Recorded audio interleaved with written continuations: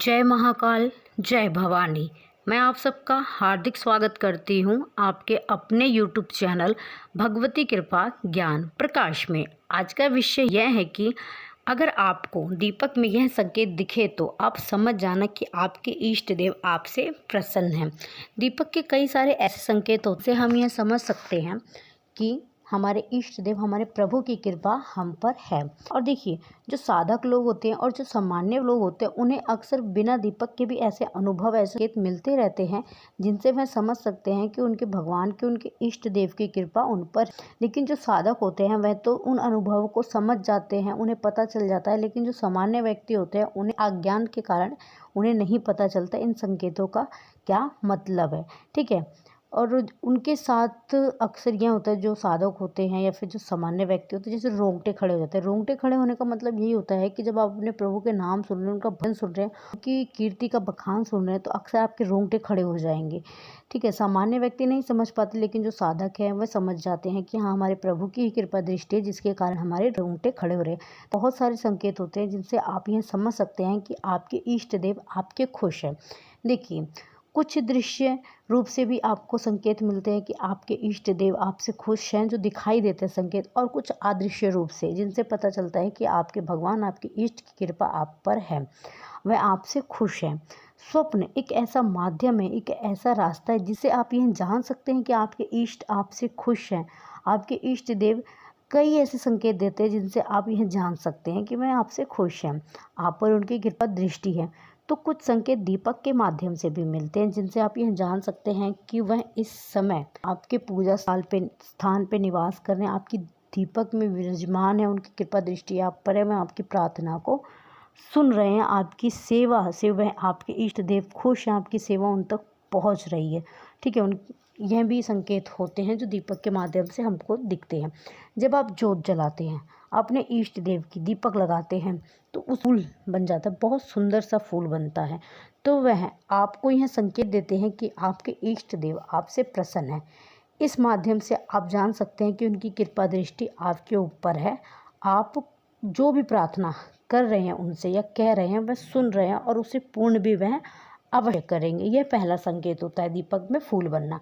दूसरा जो संकेत होता है वह यह होता है कि कभी कभी दीपक की जो लौ है वह नृत्य कर रही है, वह नाच रही है। एक लौ एक जगह सीधी नहीं टिकी हुई है, कहीं से कोई हवा भी नहीं आ रही है, ना ही कोई पंखा चल रहा है।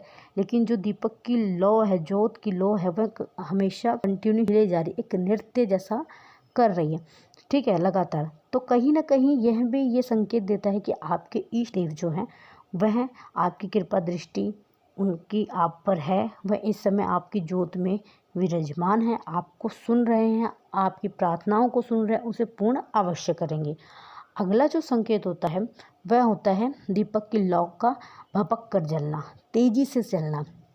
अक्सर दीपक की लौ तब तेजी से जलती है जब वो ठंडी होने वाली होती है, तेल नहीं होता है, वह ठंडी होने वाली होती है। तो दीपक की जो लौ है वह भपक कर बहुत तेजी से जलने लगते हैं। या अगर आपने दीपक में कपूर डाल रखा है तो भी उसकी जो रुई है वह बड़ी तेजी से जलेगी।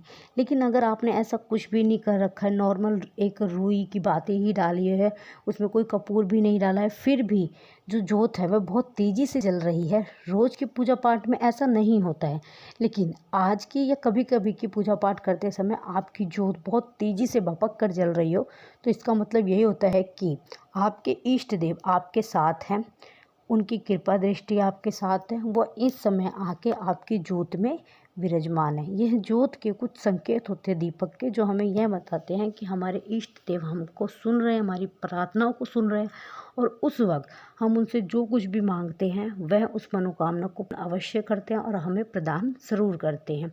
ठीक है। यह कुछ संकेत मैंने आपको जो बताए हैं यह बताते हैं कि उनकी कृपा दृष्टि हम पर सदैव बनी हुई है। यह संकेत हमको पूजा पाठ में देखने को नहीं मिलेगा, यह कभी कभी देखने को मिलेगा, लेकिन इसका मतलब ये नहीं है कि जिस दिन देखने को मिलेगा उसी दिन ही हमारे प्रभु हमारी प्रार्थना को सुन रहे हैं या उनकी कृपा दृष्टि हम पर है या वो हमारी पूजा पाठ से खुश हैं। अगर जीवन काल में आपके कभी एक बार भी इन तीनों संकेतों में से कुछ भी आपके साथ घटित हो रहा है, आपको देखने को मिल रहा है, तो आप यह समझ जाना कि उनकी कृपा दृष्टि आप पर बन गई है, वह सदैव आपके साथ है और आपकी हर मनोकामना को सुन रहे हैं और पूर्ण भी ज़रूर करें। मैं आशा करती हूँ कि मेरे द्वारा दी गई हुई यह जानकारी आप लोगों को पसंद आई होगी। चैनल पे पहली बार आए तो चैनल को सब्सक्राइब अवश्य करें। बगल में जो बेल आइकन है उसको प्रेस करना बिल्कुल भी ना भूलें। वीडियो को लाइक करें, शेयर करें, कमेंट में जय महाकाल जय भवानी अवश्य लिखें। मैं बाबा भोलेनाथ और माँ भवानी से आप सबके लिए प्रार्थना करती हूँ कि वह आप सबको हमेशा खुश रखें, आप सब लोग हमेशा खुश रहें, खुशहाल रहें। उनकी कृपा दृष्टि आप लोगों के ऊपर सदैव बनी रहे। आपके घर में धन धान्य की बरकत रहे। हर बुरी नज़र से, हर बुरी बला से माँ भवानी, माँ काली आपको सदैव बचा के रखे। धन्यवाद। जय महाकाल जय भवानी।